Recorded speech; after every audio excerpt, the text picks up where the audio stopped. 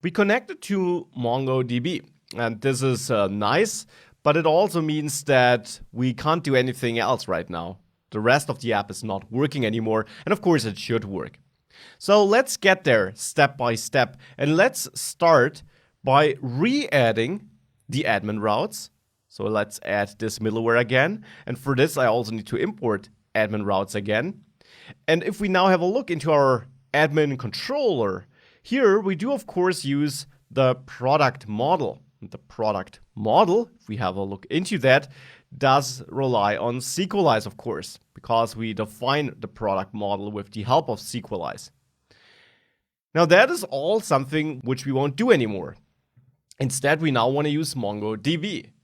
So to get there, I will remove these two imports up there, and instead in here, I want to create a new class again because I'll create my own model again. And this is something we did before already in the pure MySQL module.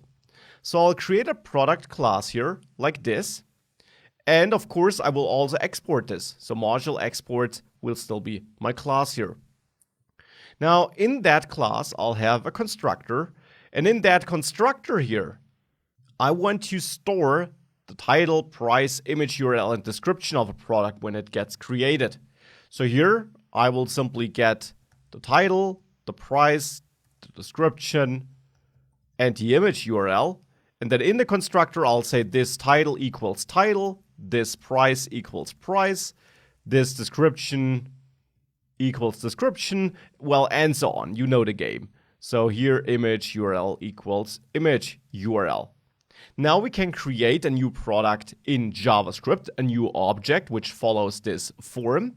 And now to save it in the database, I will also add a save method here. So a function which can be executed on this class. And in here, I now want to connect to MongoDB and save my product.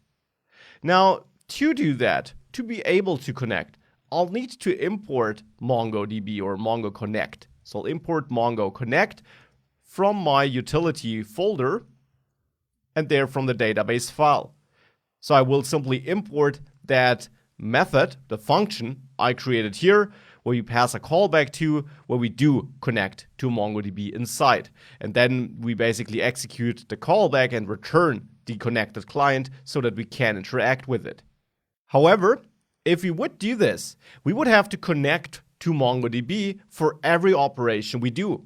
And we would not even disconnect thereafter. So this is not really a good way of connecting to MongoDB, since we will want to connect and interact with it from different places in our app. So it would be better if we could manage one connection in our database and then simply return access to the client, which we set up once from there or to the different places in our app that need access. And to do that, I'll tune my setup here a bit. Let's tune it together in the next lecture.